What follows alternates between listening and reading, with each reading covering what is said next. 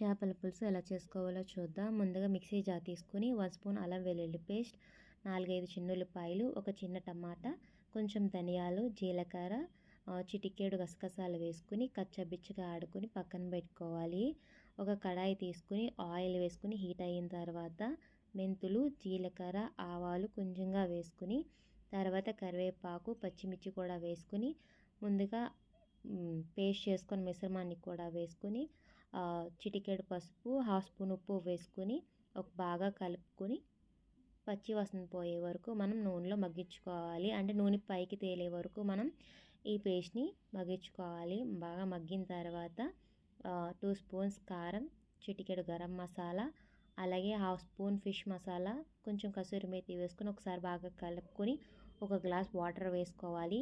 నేనైతే చింతకాయల రసం వేసుకున్నాను. చింతపండు కన్నా చింతకాయలు టేస్ట్ చాలా బాగుంటుంది. చింతపండు అంటే ఒక నిమ్మకాయ సైజంత చింతపండు తీసుకుని నానబెట్టుకుని ఆ రసం వేసుకోండి. వేసుకున్న తర్వాత మనం మీడియం ఫ్లేమ్లో పెట్టి మరిగించుకోవాలి. మరిగిన తర్వాత ముందుగా పక్కన పెట్టుకున్న చేపల్ని కూడా వేసుకొని 15 మినిట్స్ మనం మూత పెట్టి మగ్గించుకోవాలి. ఈ చేపల పేరేంటో తెలిసి నాకు కామెంట్ చేయండి. నాకు తెలియదు. గూగుల్ని అడిగితే గురువిందలు అని చెప్పింది. మీకు తెలిస్తే మాత్రం కామెంట్ చేయడం మాత్రం మర్చిపోకండి. ఇది కొంచెం కొత్తిమీర వేసుకొని స్టవ్ ఆఫ్ చేసుకుంటే అంతే. వేడి వేడి అన్నంలో వేసుకుంటే చాలా టేస్టీగా ఉంటుంది. మీరు ట్రై చేసి ఎలా వచ్చిందో కామెంట్ చేయడం మాత్రం మర్చిపోకండి. Do like, share, subscribe our channel Vijaya life style Telugu.